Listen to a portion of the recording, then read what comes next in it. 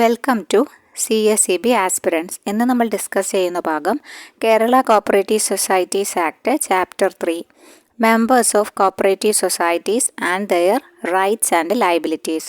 Section 16 മുതൽ 26 വരെയാണ് ഈ ചാപ്റ്ററിൽ ഡിസ്കസ് ചെയ്യുന്നത്. ഈ ചാനൽ ആദ്യമായി കാണുന്നവരാണെങ്കിൽ ഒന്ന് സബ്സ്ക്രൈബ് ചെയ്ത് സപ്പോർട്ട് ചെയ്യുക.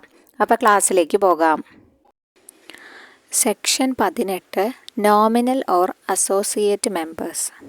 സെക്ഷൻ 18 നോമിനൽ അല്ലെങ്കിൽ അസോസിയേറ്റ് മെമ്പേഴ്സിനെ കുറിച്ച് പ്രതിപാദിക്കുന്നത്. A society may admit any individual as A nominal or associate member. ഏതൊരു വ്യക്തിയെയും നോമിനൽ ഓർ അസോസിയേറ്റ് മെമ്പറായി ഒരു സൊസൈറ്റിക്ക് അഡ്മിറ്റ് ചെയ്യാൻ സാധിക്കും. പിന്നെ പ്രത്യേക ഒരു കേസ് പറയുന്നത് ഹോസ്പിറ്റൽ കോപ്പറേറ്റീവ് സൊസൈറ്റിക്ക് എനി അതർ സൊസൈറ്റിയെ നോമിനൽ ഓർ അസോസിയേറ്റ് മെമ്പറായിട്ട് എടുക്കാൻ സാധിക്കുമെന്നാണ് പറയുന്നത്. ഹോസ്പിറ്റൽ കോപ്പറേറ്റീവ് സൊസൈറ്റിയുടെ കേസാണ് പറയുന്നത്. പിന്നെ നോമിനൽ ഓർ അസോസിയേറ്റ് മെമ്പറുടെ കാര്യം പറയുകയാണെങ്കിൽ അവിടെ ഡിവിഡൻഡ് ലഭിക്കാനൊന്നും അർഹതയില്ല. നോമിനൽ ഓർ അസോസിയേറ്റ് മെമ്പർ ഒരു പ്രത്യേക ഉദ്ദേശത്തിന് വേണ്ടിയാണ് അവിടെ മെമ്പർഷിപ്പ് എടുക്കുന്നത്. ഇപ്പോൾ ഒരു ഗോൾഡ് പണയം വെക്കണം, അപ്പോൾ നമ്മളൊരു സൊസൈറ്റിയിൽ സമീപിക്കുകയാണ്, നമുക്ക് ഒരു ഉദ്ദേശമുണ്ട്. എന്താ ഉദ്ദേശം? പണയം വെക്കുക എന്നുള്ളത്. അപ്പം പണയ വസ്തു കൊണ്ട് നമ്മൾ പോകുന്നത് അതിന് വേണ്ടിയിട്ടാണ്. അതുപോലെ ചിട്ടി എടുക്കുന്നു, അപ്പോൾ അവിടെ ചിട്ടിക്ക് വേണ്ടിയിട്ടാണ് നമ്മൾ ആ സൊസൈറ്റീനെ സമീപിക്കുന്നത്. അതുപോലെ തന്നെ ഒരു ഷുവർട്ടി, ഒരാൾക്ക് ആൾജാമ്യം നിൽക്കാൻ വേണ്ടി പോവുകയാണ്. അപ്പോൾ ചിലപ്പോൾ നമ്മുടെ താമസ സ്ഥലം ആയിരിക്കില്ല ആ സൊസൈറ്റിയുടെ താമസ സ്ഥലം. അപ്പോൾ നമ്മളെ ഒരു നോമിനൽ ഓർ അസോസിയേറ്റ് മെമ്പറായിട്ടാണ് പരിഗണിക്കുന്നത്. അപ്പോൾ ഒരു വ്യക്തമായ ഉദ്ദേശത്തോടു കൂടി സൊസൈറ്റിയെ സമീപിക്കുന്നവരായിരിക്കും നോമിനൽ ഓർ അസോസിയേറ്റ് മെമ്പർ. അതുകൊണ്ട് തന്നെ നമുക്ക് ഡിവിഡൻഡ്, പ്രോഫിറ്റ് നിന്ന് ലഭിക്കുന്ന ഡിവിഡൻഡ് ഒന്നും പങ്കുവെച്ച് നൽകില്ല. പക്ഷേ കേരള ബാങ്ക് അങ്ങനെ കൊടുക്കുന്നുണ്ട് കേട്ടോ. ചില പ്രൊവിഷൻസിൽ പറയുന്നുണ്ട് കേരള ബാങ്ക് നോമിനൽ മെമ്പേഴ്സിന് ഡിവിഡൻഡ് കൊടുക്കുന്നുണ്ട് എന്ന് പറയുന്നുണ്ട്. സി ക്ലാസ് മെമ്പേഴ്സാണ് ഈ നോമിനൽ ഓർ അസോസിയേറ്റ് മെമ്പേഴ്സായി അറിയപ്പെടുന്നത്. അവർക്ക് വോട്ടിംഗ് റൈറ്റ് ഇല്ല, ബാക്കി എല്ലാ തരത്തിലുള്ള ലയബിലിറ്റീസ് എല്ലാം ഉണ്ട്. ഒരു മെമ്പറുടേതായ എല്ലാ ലയബിലിറ്റീസും കാര്യങ്ങളും എല്ലാം ഉണ്ട്. പക്ഷേ വോട്ടിംഗ് റൈറ്റ്സ് ഇല്ല. സ്മോൾ ഫീസ് മാത്രമാണ് അവർ ആ ഒരു ഏത് കാര്യത്തിനാണോ പോകുന്നത് അതുമായി ബന്ധപ്പെട്ട ചെറിയൊരു ഫീസ് മാത്രമേ അടയ്ക്കേണ്ടതുള്ളൂ, ഒരു സ്പെസിഫിക് പർപ്പസിനാണ്. പിന്നെ പ്രധാനപ്പെട്ടൊരു കാര്യമുള്ളത് right and privileges of a nominal member എവിടെയാണ് മെൻഷൻ ചെയ്തിട്ടുള്ളതെന്ന് ചോദിച്ചു കഴിഞ്ഞാൽ ബൈലോയിലാണ് മെൻഷൻ ചെയ്തിട്ടുള്ളത്. അങ്ങനത്തെ ക്വസ്റ്റ്യൻസ് കാണാറുണ്ട്. അതുകൊണ്ട് ഓർത്തിരിക്കുക, rights and privileges of a nominal member mentioned in bylaws എന്ന് പ്രത്യേകം ഓർത്തിരിക്കുക. അപ്പോൾ ഈ നോമിനൽ ആൻഡ് അസോസിയേറ്റ് മെമ്പറുമായിട്ട് ഒരു അമെൻമെൻറ്റും കൂടി വന്നിട്ടുണ്ട്. അപ്പോൾ അമെൻമെൻറ്റ് നോക്കണം. അപ്പോൾ സെക്ഷൻ 18 ഒരു ചെറിയ അമെൻമെൻറ്റ് വന്നിട്ടുള്ളത്.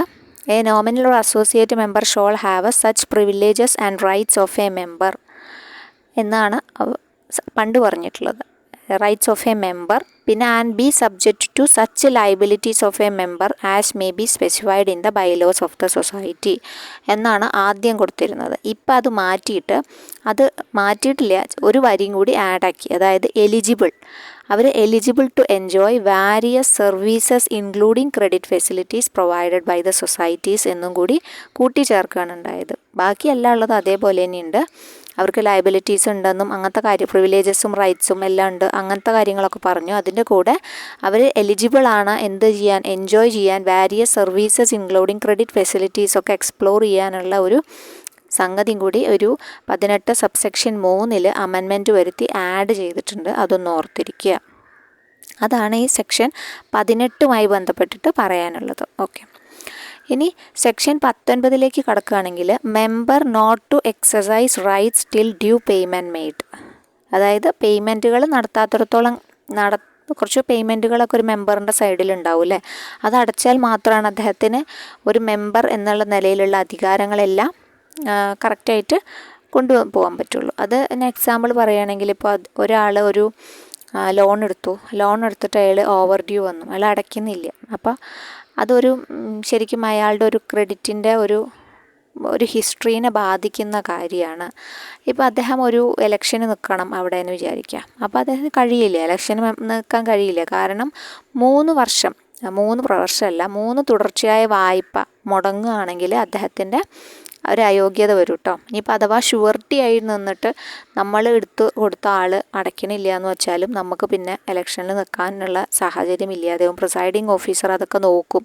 ഇലക്ഷൻ്റെ സമയത്ത് ആരൊക്കെയാണ് ഇങ്ങനെ കളങ്കിതമായ പട്ടികയിലുള്ളത്, ഓവർ ഡ്യൂ വരുത്തിയിട്ടുണ്ടോ. 3 ഓവർ ഡ്യൂ കഴിഞ്ഞ് കഴിഞ്ഞാൽ 3 മാസം ഓവർ ഡ്യൂ ഒക്കെ 3 തവണ തെറ്റിച്ചാൽ പിന്നെ അദ്ദേഹത്തിന് എന്താവും, അങ്ങനെ ഒരു ഡിസ്ക്വാളിഫിക്കേഷൻ വരും എന്നാണ് പറയുന്നത് കേട്ടോ. ഓക്കെ, അപ്പോൾ അതൊന്ന് ഓർത്തിരിക്കുക. അപ്പോൾ ഇത് കൂടാതെ ഈ സെക്ഷൻ 19ലും ഒരു അമെൻമെൻറ്റ് വന്നിട്ടുണ്ട്. 19ൽ ഒന്നാണ് പറയണത്, no member of a society shall exercise the rights of a member unless he had made such payments to the society in respect of membership or has acquired such interest of the society as may be prescribed by the rules and bylaws. അതിപ്പോൾ നമ്മൾ പറഞ്ഞു. പിന്നെ അടുത്തത് പറയുന്നത് 19ലെ ഒരു add ചെയ്ത 19ൽ 2 എന്ന് പറഞ്ഞിട്ട് ആഡ് ചെയ്തൊരു കാര്യം എന്താണെന്ന് വെച്ചാൽ, if the general body of a society has decided to enhance ചെയ്യാണ്, ഷെയർ വാല്യൂ ഉയർത്താൻ വേണ്ടിയിട്ട് ആര് തീരുമാനിച്ചു, സൊസൈറ്റി തീരുമാനിച്ചു ഷെയർ വാല്യൂ ഉയർത്താൻ പോവുകയാണെന്ന്. സൊസൈറ്റി ആണല്ലോ തീരുമാനിക്കുക. അപ്പോൾ സൊസൈറ്റി തീരുമാനമെടുത്തു ഷെയർ വാല്യൂ ഉയർത്താൻ പോവുകയാണെന്ന്. അങ്ങനെ സൊസൈറ്റി തീരുമാനിച്ചു കഴിഞ്ഞാൽ the right of a member to continue in membership will remain for a period of 5 years from the date of enhancement of value of share, but shall be allowed to exercise his rights as a member only upon remitting the enhanced value of shares held. സംഭവം ഇത്രയേ ഉള്ളൂ. വലിച്ചു നീട്ടി പറഞ്ഞുകൊണ്ട് നമുക്ക് ഓഹരി മൂല്യം വർദ്ധിപ്പിച്ചു എന്ന് വിചാരിക്കുക. ജനറൽ ബോഡിയാണ് തീരുമാനം എടുക്കുന്നത്. അങ്ങനെ അംഗത്വത്തിൻ്റെ കൈവശമുള്ള ഓഹരികളുടെ തുടരാനുള്ള ഓഹരി മൂല്യം വർദ്ധിപ്പിച്ച തീയതി മുതൽ 5 വർഷത്തേക്ക് നിലനിൽക്കും എന്നാണ് പറയുന്നത്. 5 വർഷത്തേക്ക് അടച്ചു തീർത്താൽ മതി, 5 വർഷത്തേക്ക് നിലനിൽക്കും. എന്നാൽ ഈ വർദ്ധിപ്പിച്ച മൂല്യം അടച്ചു തീർത്തെങ്കിൽ മാത്രമേ ഒരംഗം എന്ന നിലയിലുള്ള അവരുടെ അവകാശങ്ങൾ ഉണ്ടാവുമല്ലോ, അത് വിനിയോഗിക്കാൻ അനുവദിക്കൂ എന്നാണ് പറയണത്. ഓക്കെ, ഇനിയിപ്പോൾ ഞാൻ അടയ്ക്കൊന്നും വേണ്ട, 5 വർഷം ഉണ്ടല്ലോ എന്ന് പറഞ്ഞിട്ട് കാര്യമില്ല. അത് അടച്ചു കഴിഞ്ഞാൽ മാത്രമേ അദ്ദേഹത്തിന് ഒരു അംഗമെന്ന നിലയിൽ അവിടെ എന്തെങ്കിലും പ്രവർത്തനങ്ങളിൽ പങ്കാളിയാവാനും അവിടെയുള്ള നല്ല കാര്യങ്ങൾ ഒന്ന് യൂട്ടിലൈസ് ചെയ്യാനും കഴിയൂ എന്നർത്ഥം. അപ്പോൾ അടയ്ക്കേണ്ടി വരും എന്ന് നമുക്ക് മനസ്സിലായി. അപ്പോൾ അങ്ങനെ ഒരു പ്രൊവിഷൻ ആഡ് ചെയ്തത് ഈ ഒരു അമെൻമെൻറ്റിലാണ്. അത് 19ൽ സബ്സെക്ഷൻ 2ലാണ് പറഞ്ഞിട്ടുള്ളത് കേട്ടോ. സബ്സെക്ഷൻ 2ലാണ്. അപ്പോൾ അവിടെ ഒരു പീരിയഡ് വന്നിട്ടുണ്ട് 5 വർഷം. അതൊന്ന് ഓർത്ത് വയ്ക്കുക. എത്ര പീരിയഡാണ് വാല്യൂ ഓഫ് ഷെയർ എൻഹാൻസ് ചെയ്തിട്ട് അടയ്ക്കേണ്ട പീരിയഡ് എന്ന് വെച്ചാൽ 5 വർഷം പീരിയഡ് ഉണ്ട്. അതൊന്ന് ഓർത്ത് വയ്ക്കണം. അപ്പോൾ അത് പ്രധാനപ്പെട്ടതാണ്, ഒന്ന് ഓർത്ത് വയ്ക്കാം. അപ്പോൾ 19 അവിടെ കഴിഞ്ഞു. പിന്നെ 19A എന്ന് പറഞ്ഞാൽ ഒമിറ്റഡ് ആണ്.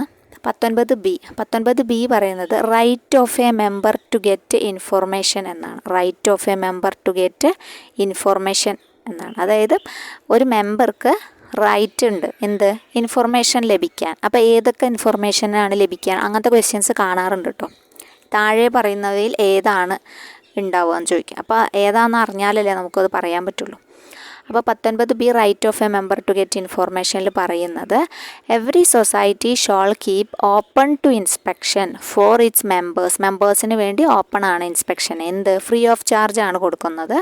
റീസണബിൾ ടൈംസിലുണ്ടാവും. രജിസ്റ്റേർഡ് അഡ്രസ്സിലാണ് ഇത് അവൈലബിൾ ആവുക. Up to date copy of KCS act, പിന്നെ up to date copy of KCS rules, up to date copy of the bylaws, പിന്നെ register of members, latest audited balance sheet of the society, പിന്നെ the accounts of the society in so far as they related to his or her transaction എന്ന് പറഞ്ഞിട്ടുണ്ട്. അപ്പോൾ എന്തൊക്കെയാണ് പറഞ്ഞിട്ടുള്ളത്? KCS act ഉണ്ടാവും, rules ഉണ്ടാവും, bylaws ഉണ്ടാവും, രജിസ്റ്റർ ഓഫ് മെമ്പേഴ്സ് ഉണ്ടാവും, ലേറ്റസ്റ്റ് ആയിട്ടുള്ള ഓഡിറ്റഡ് റിപ്പോർട്ട് ഉണ്ടാവും, ബാലൻസ് ഷീറ്റ് ഉണ്ടാവും. അത്രയുണ്ടെന്ന് പറയാം. പിന്നെ അക്കൗണ്ട്സ് ഉണ്ടാവും. എല്ലാവരുടെ അക്കൗണ്ട്സും ഉണ്ടോ? ഇല്ല. ഈ പ്രസ്തുത വ്യക്തിയുടെ അക്കൗണ്ട്സ് മാത്രം. എന്നാൽ മറ്റേ അപ്പുറത്തെ ആൾക്കാരുടെ ട്രാൻസാക്ഷൻസ് എന്തൊക്കെയാണെന്ന് നോക്കാമെന്ന് വെച്ച് പോയാൽ നടക്കുമോ? നടക്കില്ല. നമ്മുടെ ട്രാൻസാക്ഷൻ, അതായത് ആ വ്യക്തിയുടെ ട്രാൻസാക്ഷൻ ബിസിനസ് മാത്രമേ നോക്കാൻ സമ്മതിക്കുള്ളൂ. ബാക്കിയുള്ള ആൾക്കാരുടെ കണ്ടൻറ്റ് നമുക്ക് കാണിച്ചു തരില്ല. അപ്പം ഇവിടെ ശ്രദ്ധിക്കേണ്ട ഒരു കാര്യം എന്താ വെച്ചാൽ, ഇവിടെ ഒരു അമെൻമെൻറ്റ് വന്ന് കയറിയിട്ടുണ്ട്. ഇത് നമ്മളിപ്പോൾ പറഞ്ഞത് F വരെയുണ്ട്. F കൂടാതെ G കൂടി അമെൻഡ് ചെയ്ത് കയറ്റിയിട്ടുണ്ട് ഇപ്രാവശ്യം. അതേതാന്ന് വെച്ച് കഴിഞ്ഞാൽ അമെൻമെൻറ്റ് ഈ സമ്മറി ഓഫ് ഡിഫക്ട്സ് വേണമെന്ന് 19(b) സബ്സെക്ഷൻ ജി പ്രകാരം വന്നിട്ടുള്ളത് summary of defects included in the latest statutory audit report along with the rectification report approved by the committee and general body of the society. അതും കൂടി ഇൻസ്പെക്ഷന് വെക്കണം. അത് summary of defects മാത്രം പോരാ, അതായത് rectification report ഉണ്ടാവുമല്ലോ, കമ്മിറ്റിയിൽ അപ്രൂവ് ചെയ്ത, ജനറൽ ബോഡിയിൽ അപ്രൂവ് ചെയ്ത, അതടക്കം വെക്കണം എന്നാണ് സെക്ഷൻ 19(b)(g)യിൽ ഇപ്പോൾ അമെൻഡ് ചെയ്ത് കയറ്റിയൊരു പ്രൊവിഷൻ. അപ്പോൾ അത് ഇമ്പോർട്ടൻ്റ് ആണ്, ചോദിക്കാൻ സാധ്യതയുണ്ട്, ഓർത്ത് വയ്ക്കുക. പുതിയൊരു ഫാക്റ്റ് ആണല്ലോ, അപ്പോൾ ചോദിക്കാനുള്ള സാധ്യതയുണ്ട്. ഇനി അടുത്ത ഭാഗത്തേക്ക് നോക്കുകയാണെങ്കിൽ സെക്ഷൻ 20ലേക്കാണ് കിടക്കുന്നത് കേട്ടോ. സെക്ഷൻ 20 വോട്ട് ഓഫ് മെമ്പേഴ്സ് ആണ്. വോട്ട് ഓഫ് മെമ്പേഴ്സിൻ്റെ വോട്ടിങ്ങിനെ കുറിച്ചാണ് പറയുന്നത്. അപ്പോൾ അത് പറയുന്നത് എവറി മെമ്പർ ഷോൾ ഹാവ് 1 വോട്ടാണ് in the affairs of the society. ഈ 1 വോട്ട് ശരിക്കും 1 മാൻ 1 വോട്ട് ആദ്യമായിട്ട് റെക്കമെൻഡ് ചെയ്തത് ആരാണ്? മക്ലഗനൊക്കെയാണ് 1 മാൻ 1 വോട്ട് എന്ന ഫസ്റ്റ് റെക്കമെൻഡ് ചെയ്തത്. അപ്പോൾ ഈ 1 മെമ്പർ 1 വോട്ടാണ് നമുക്ക് ഉള്ളത്. ഇനി എലക്ഷൻ തീരുമാനിച്ചു എന്ന് വിചാരിക്കുക. എലക്ഷൻ തീരുമാനിച്ച് അഡ്മിറ്റായി a member admitted within 60 days immediately prior to the date of election shall not have the right to vote. അതായത് എലക്ഷൻ 60 ദിവസം മുന്നേ അഡ്മിറ്റ് ചെയ്യുന്ന ഒരു വ്യക്തിക്ക് എന്തു കൊടുക്കില്ല? എലക്ഷനിൽ വോട്ട് ചെയ്യാനുള്ള അധികാരം കൊടുക്കില്ല എന്നാണ് പറയുന്നത്. അതായത് എലക്ഷൻ ഡിക്ലെയർ ചെയ്ത് ഇന്ന ഡേറ്റിൽ എലക്ഷൻ ആണെങ്കിൽ ഒരു 60 days മുമ്പേ അഡ്മിറ്റ് ചെയ്ത ഒരാൾക്ക് 60 daysൻ്റെ ഉള്ളിൽ ആരെങ്കിലും immediately prior to the date of election immediately prior to the date of election ഉള്ള ഒരാൾക്ക് എന്തില്ല? അതിൻ്റെ ഇടയിൽ വന്ന് ജോയിൻ ചെയ്ത ഒരാൾക്ക് എന്തില്ല? ഷോൾ നോട്ട് ഹാവ് വിത്തിൻ അതിൻ്റെ ഉള്ളിൽ 60 daysനുള്ളിൽ ഉള്ളിൽ വന്ന ഒരാൾക്ക് എന്തില്ല? വോട്ടില്ല എന്നാണ് പറയുന്നത്. 60 daysന് മുമ്പേ ആണെങ്കിലോ അയാൾ 75 ദിവസം 80 ദിവസമൊക്കെ ആണെങ്കിൽ വോട്ടുണ്ട്. 60 ദിവസത്തിൻ്റെ ഉള്ളിലാണ് അയാൾ ജോയിൻ ചെയ്തതെങ്കിൽ വോട്ടില്ല.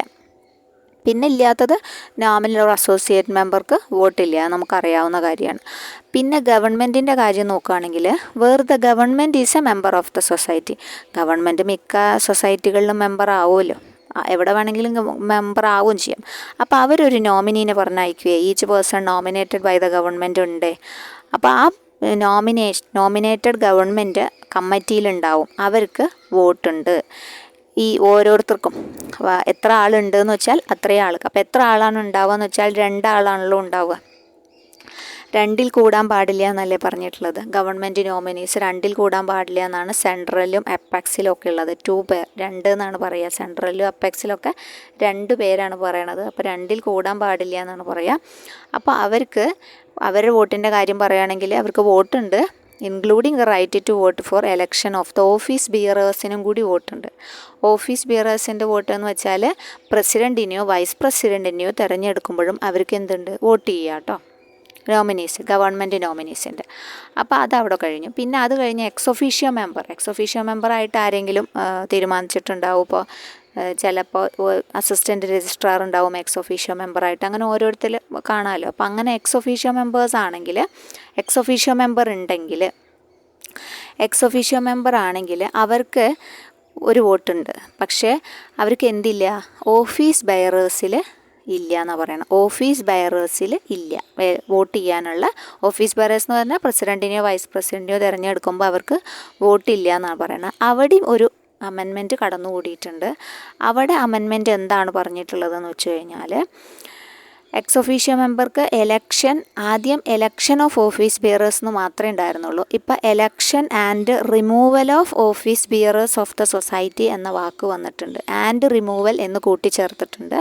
അപ്പോൾ എലക്ഷൻ മാത്രമല്ല, അദ്ദേഹത്തിന് റിമൂവ് ചെയ്യുമ്പോഴും അവർക്കൊന്നും ഉണ്ടാൻ പറ്റില്ല. എക്സ് ഒഫീഷ്യോ മെമ്പർക്ക് യാതൊരു അവിടെ റോളും ഇല്ല എന്നാണ് പറയണത്. പിന്നെ ഇക്വാളിറ്റി വന്നു എന്ന് വിചാരിക്കാം. അതായത് ഒരേ തീരുമാനം വന്നു കഴിഞ്ഞാൽ അവർ കാസ്റ്റിംഗ് വോട്ട് ഉണ്ടല്ലോ, അതായത് കൂടുതൽ ആരാണ് അനുകൂലിക്കുന്നത്, എവിടെയാണ് കൂടുതൽ, അത് നോക്കാൻ വേണ്ടിയിട്ടുള്ള തീരുമാനം ഇട്ടു, വോട്ട് ചെയ്തു. പക്ഷെ എന്നിട്ടും ഇക്വാളിറ്റി വരികയാണെങ്കിൽ എന്തു ചെയ്യും? കാസ്റ്റിംഗ് വോട്ട് ചെയ്യാനുള്ള അധികാരം ആർക്കാണുള്ളത്? ചെയർമാൻ എന്നാണ് പറയുക. കാരണം പ്രിസൈഡ് ചെയ്യുന്ന ആരാണ്? അപ്പോൾ പ്രസിഡൻ്റ് എന്ന് പറഞ്ഞാൽ പോരെ ചോദിച്ചാൽ അല്ല, ചെയർമാൻ എന്ന് തന്നെയാണ് ആ വാക്ക്. അപ്പോൾ ചെയർമാനാണ് കാസ്റ്റിംഗ് വോട്ട് ചെയ്യാനുള്ള അധികാരം. അതിനെക്കുറിച്ച് പറയുന്നതാണ് ഈ ഒരു 20 സബ്സെക്ഷൻ ഇ എന്ന് പറഞ്ഞ സെക്ഷൻ. അപ്പോൾ അതൊന്ന് ഓർത്തിരുന്നോളൂ. കാസ്റ്റിംഗ് വോട്ടുമായി ബന്ധപ്പെട്ട സെക്ഷൻ ഏതാണെന്ന് ചോദിച്ചു കഴിഞ്ഞാൽ 20 സബ്സെക്ഷൻ ഇയിലാണ് കാസ്റ്റിംഗ് വോട്ടുമായി ബന്ധപ്പെട്ട സെക്ഷൻ എന്ന് ഒന്ന് ഓർത്തിരുന്നാൽ നന്നായിരിക്കും. അപ്പോൾ ഇത്രയാണ് ഈ ഒരു വോട്ടിങ്ങിൻ്റെ ഈ ഒരു കാര്യം പറയാനുള്ളത്. പിന്നെ 21 മാനർ ഓഫ് എക്സൈസിങ് വോട്ട് എന്ന് പറയുന്നത്. അപ്പോൾ അതിലാണ് വോട്ട് ഇൻ പേഴ്സൺ എന്ന ചോദ്യങ്ങൾ ചോദിക്കാറുണ്ട്. അത് 21 കേട്ടോ. വോട്ട് ഇൻ പേഴ്സൺ എന്ന് ചോദിച്ചു കഴിഞ്ഞാൽ അത് 21. കാരണം നോ പ്രോക്സി അലൗഡ് എന്ന് പറഞ്ഞത് 21. അപ്പോൾ അതുകൊണ്ട് തന്നെ അത് പ്രധാനപ്പെട്ടതാണ്. പ്രോക്സീനെ അലൗ ചെയ്യില്ല എന്ന് പറഞ്ഞു. അത് 21 പറയുന്നത് മാനർ ഓഫ് എക്സൈസിങ് വോട്ട്. അപ്പോൾ അത് കഴിഞ്ഞ് കഴിഞ്ഞാൽ 22 restriction on holding of shares ആണ് പറയുന്നത്. Restriction on holding of shares എന്ന് പറയുന്നുണ്ട്. അതിൽ ചെറിയൊരു അമെൻമെൻറ്റ് വന്നിട്ടുണ്ട്. 22 ചെറിയൊരു അമെൻമെൻറ്റ് വന്നിട്ടുണ്ട്. അപ്പോൾ അതും കൂടി നമുക്ക് ഡിസ്കസ് ചെയ്യാം. റെസ്ട്രിക്ഷൻ ഓൺ ഹോൾഡിംഗ് ഷെയർസിൽ പറയണത് no member other than the government, government ഒഴികെയുള്ള മറ്റ് മെമ്പറുടെ കാര്യമാണ് പറയുന്നത്. ഗവൺമെൻറ് ഒഴികെ മറ്റ് മെമ്പേഴ്സിന് നോട്ട് എക്സീഡിങ് 1/5 ഷെയർ ക്യാപിറ്റലിൻ്റെ ടോട്ടൽ ഷെയർ ക്യാപിറ്റൽ എത്ര മാത്രമേ പറ്റുള്ളൂ? ഹോൾഡ് ചെയ്യാൻ പറ്റുന്നത് 1/5 ഓഫ് ദ ടോട്ടൽ ഷെയർ ആണ്. ടോട്ടൽ ഷെയർ ക്യാപിറ്റലിൻ്റെ 1/5 ഭാഗം മാത്രമേ കയ്യിൽ വെക്കാൻ പറ്റുള്ളൂ. അതായത് 20% എന്ന് പറയാം അല്ലേ. പക്ഷേ ഇത് ഗവൺമെൻറ്റിന് അപ്ലിക്കബിൾ അല്ല എന്നും പറഞ്ഞിട്ടുണ്ട്. No member other than the government എന്നാണ് പറഞ്ഞത്. അതുകൊണ്ട് തന്നെ ഗവൺമെൻറ്റിന് ഇത് ബാധകമല്ല എന്ന് പറഞ്ഞിട്ടുണ്ട്. Not exceeding 1/5 as may be prescribed ആണ് പറഞ്ഞത് കേട്ടോ. 1/5 of the total share capital. ഇവിടെ അർബൻ കോപ്പറേറ്റീവ് ബാങ്കിൻ്റെ കാര്യം ഇവിടെ ആഡ് ചെയ്തു. സെക്ഷൻ 22 അമെൻമെൻറ്റിൽ ഉൾപ്പെടുത്തിയിട്ടുണ്ട്. ആ ഒരു അമെൻമെൻറ്റും കൂടി നോക്കാം. അമെൻമെൻറ്റിൽ എന്താ പറഞ്ഞതെന്ന് വെച്ചാൽ maximum amount of share capital that an individual member can hold in an urban cooperative bank. എങ്ങനത്തെ urban cooperative bank? Having Reserve Bank of ഇന്ത്യയുടെ licence is limited to, Reserve Bank of India പറഞ്ഞ പ്രകാരം 5% of the value of total paid up share capital of the bank എന്ന് പ്രത്യേകം പറഞ്ഞിട്ടുണ്ട് കേട്ടോ. അവിടെ പറഞ്ഞിട്ടുള്ള 5% of the value of total paid up share ക്യാപിറ്റലാണ്. ഇവിടെ പറഞ്ഞിട്ടുള്ള 1/5 ഓഫ് ദ ടോട്ടൽ ഷെയർസ് ആണ്. അതായത് അത് രണ്ടും ഒന്ന് ഓർത്തിരിക്കാം. ഇനി അടുത്തത് പറയുകയാണെങ്കിൽ 23 സെക്ഷൻ 23 പറയണത് restriction on transfer of shares or interest ആണ്. Restriction on transfer of shares and interest. The transfer of transfer ചെയ്യാം ഷെയറും അതുമായി ബന്ധപ്പെട്ട അവകാശങ്ങളും in the capital of a society shall be subject to such conditions and restrictions as to the maximum holding as are specified in section 22 പറഞ്ഞിരിക്കുന്ന പ്രകാരമല്ലേ hold ചെയ്യാൻ പാടുള്ളൂ. അത് കഴിഞ്ഞ് no transfer by a member of his shares or interest shall be valid unless the member has held such share or interest for not less than 3 years കയ്യിൽ വെക്കണം. അത് approved. എന്നിട്ട് പിന്നെ കമ്മിറ്റി അപ്രൂവ് ചെയ്താൽ മാത്രമേ എന്ത് ചെയ്യാൻ പറ്റുള്ളൂ? ട്രാൻസ്ഫർ ചെയ്യാൻ കഴിയുള്ളൂ എന്ന് പറഞ്ഞത്. Transfer is approved by the committee. 2 കണ്ടീഷനാണ് ഈ ട്രാൻസ്ഫറിൻ്റെ കാര്യത്തിൽ പറയണത്. ഒന്ന് not less than 3 years hold ചെയ്യണം. അത് കഴിഞ്ഞിട്ട് രണ്ടാമത്തെ കണ്ടീഷൻ പറയുന്നത് the transfer is approved by the committee of the society. അപ്പോൾ ഈ 2 കണ്ടീഷൻ 2 കണ്ടീഷൻ സാറ്റിസ്ഫൈ ചെയ്താൽ മാത്രമേ ഷെയർ ട്രാൻസ്ഫർ ചെയ്യാൻ കഴിയൂ എന്നർത്ഥം. ഓക്കെ.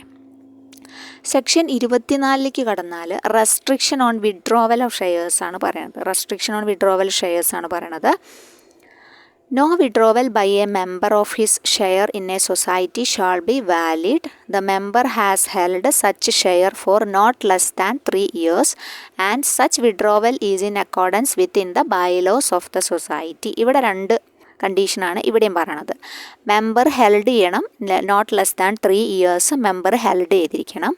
ഏതു പ്രകാരം എന്നും പറയുന്നുണ്ട്. As per the provisions of the bylaw. Such withdrawal ഏതു പ്രകാരമാണ് വേണ്ടത്? With the provisions of the bylaws of the society എന്ന് പറയുന്നുണ്ട്. ആ 2 കണ്ടീഷൻസും ഇവിടെ ഇമ്പോർട്ടൻ്റ് ആണ്. അത് കഴിഞ്ഞ് സെക്ഷൻ 25 നമ്മൾ കടക്കുകയാണ്. 25 എന്താ പറയണത് നോക്കാം. Transfer of interest on death of members എന്ന് പറയുന്നുണ്ട്. Transfer of interest on death of members എന്ന് പറയുന്നുണ്ട്. On the death of a member of a society the society shall transfer the share or interest deceased മെമ്പേഴ്സിൻ്റെ to the person or persons nominated as per the conditions പ്രകാരം nominate ചെയ്ത വ്യക്തിക്ക് transfer ചെയ്യാമെന്നാണ് പറയുന്നത്. അദ്ദേഹം എന്താണോ നോമിനി ഉള്ളത് അപ്പോൾ അതിനനുസരിച്ചിട്ട് നോമിനേറ്റ് ചെയ്ത വ്യക്തിക്ക് മാറ്റി കൊടുക്കാം. പിന്നെ അദ്ദേഹത്തിന് അത് യൂസ് ചെയ്യാം എന്നാണ് പറയുന്നത്. ഈ nomination rule 1985 cooperative banks applicable ആയെടുത്തിട്ടുള്ളത്. 1985 തൊട്ടിട്ടാണ് ഇങ്ങനത്തെ നോമിനേഷൻ റൂൾസ് വന്നിട്ടുള്ളത്. പിന്നെ അടുത്തത് പറയുകയാണെങ്കിൽ സെക്ഷൻ 26 ആണ് liability of the past member or deceased member. Liability of the past member or of estate of deceased മെമ്പറുടെ കാര്യം നോക്കാം. അതും ഇതിൽ എളുപ്പമാണ്. ഡിസീസ്ഡ് മെമ്പറുടെ കാര്യമാണെങ്കിലും ഈ liability of the past member deceased member debts നിലനിൽക്കുന്നത് വരെ ഉണ്ടായിരിക്കും. അതായത് ഇപ്പം അദ്ദേഹം ഒരു മെമ്പറായി തുടരുന്നത് വരെ ആ ലയബിലിറ്റി ഉണ്ടായിരിക്കും. അത് കൂടാതെ അദ്ദേഹം മരണപ്പെട്ടു എന്ന് വിചാരിക്കുക. മരണപ്പെട്ട് കഴിഞ്ഞാൽ ആദ്യം 2 വർഷമായിരുന്നു പറഞ്ഞത്, പക്ഷേ ഇപ്പോൾ 3 ഇയേഴ്സ് ആക്കിയിട്ടുണ്ട് കേട്ടോ, അമെൻഡ് ചെയ്തിട്ടുണ്ട്. 26 അമെൻമെൻറ്റ് വന്നിട്ടുണ്ട്. അപ്പോൾ അത് ആദ്യം shawl continue for A period of 2 years എന്നായിരുന്നു അന്ന് പറഞ്ഞിരുന്നത്. ഇപ്പം shawl continue for A period of 3 years എന്നാണ്. അത് നിങ്ങൾ മാറ്റി പഠിക്കണം കേട്ടോ. In the case of A diseased member on the date of his death shawl continue for A period of 3 years from such date എന്നാണ് പറഞ്ഞിട്ടുള്ളത്. അപ്പോൾ അത് ഓർത്ത് പഠിക്കുക. പിന്നെ ഇപ്പോൾ വൈൻഡപ്പ് ചെയ്യാമെന്ന് വിചാരിക്കുക. അപ്പോൾ അത് വൈൻഡപ്പ് ചെയ്യുകയാണെങ്കിൽ ആ വൈൻഡിങ് അപ്പ് പ്രോസസ്സ് അവസാനിക്കുന്നത് വരെ ആ ലയബിലിറ്റി നിലനിൽക്കും എന്നാണ് പറഞ്ഞത്. അദ്ദേഹം മരിച്ചുപോയി, പക്ഷേ ഈ ലയബിലിറ്റി വൈൻഡപ്പ് പ്രോസസ്സ് എൻഡ് ചെയ്യുന്നത് വരെ ഉണ്ടായിരിക്കും എന്നാണ് പറയുന്നത്. അപ്പോൾ അതാണ് ഈ 26 പറയുന്നത്, liabilities of past member or deceased മെമ്പറിൻ്റെ കാര്യത്തിൽ പറയുന്നത്. അപ്പോൾ അവസാനത്തെ ഈ ഒരു സെക്ഷനിലുള്ള 26 അമെൻമെൻറ്റ് 3 ഇയർ ആയി മാറ്റിയെന്നും ഓർത്തിരിക്കുക. അപ്പോൾ ഇത്രയും ഭാഗമാണ് നമ്മുടെ ഈ ഒരു ചാപ്റ്റർ 3 സെക്ഷൻ പറയുന്നത്. സെക്ഷൻ നമ്മൾ കംപ്ലീറ്റ് ആക്കി. സെക്ഷൻ 16 മുതൽ 26 വരെയാണ് പ്രധാനപ്പെട്ട ഭാഗമാണ്. പ്രധാനപ്പെട്ട കുറേ അമെൻമെൻറ്റുകൾ കടന്നു വന്ന ഭാഗമാണ്. അമെൻമെൻറ്റുകൾ ചോദിക്കാനുള്ള സാധ്യത വളരെ കൂടുതലുമാണ്. അപ്പോൾ അത് തിരഞ്ഞു കണ്ടുപിടിച്ച് തന്നെ നിങ്ങൾ പഠിച്ചേ പറ്റൂ. അപ്പോൾ ഒന്ന് കേൾക്കുക, നന്നായി കേൾക്കുക, മാറ്റം വന്ന ഭാഗങ്ങളൊക്കെ നിങ്ങളൊന്ന് എഴുതിയെടുത്ത് പഠിക്കുക. അപ്പോൾ അതാണ് ഈ ചാപ്റ്റർ 3 കാര്യം പറയുന്നത്. പിന്നെ നമുക്ക് റൂൾസ് ഡിസ്കസ് ചെയ്തതുണ്ട്. റൂൾസിൽ മാറ്റമൊന്നും വന്നിട്ടില്ല, പഴയ റൂൾസ് തന്നെയാണ്. പക്ഷേ നമുക്ക് റൂൾസ് അടുത്ത ക്ലാസ്സായിട്ട് നമുക്ക് റൂൾസ് ചെയ്യാം. ഇതിൻ്റെ തുടർച്ചയായിട്ടുള്ള ചാപ്റ്റർ 3 റൂൾസ് നമുക്ക് അടുത്ത ക്ലാസ്സിൽ ചെയ്യാം കേട്ടോ. ഓക്കെ, അപ്പോൾ അടുത്ത ക്ലാസ്സുമായിട്ട് കാണാം. താങ്ക്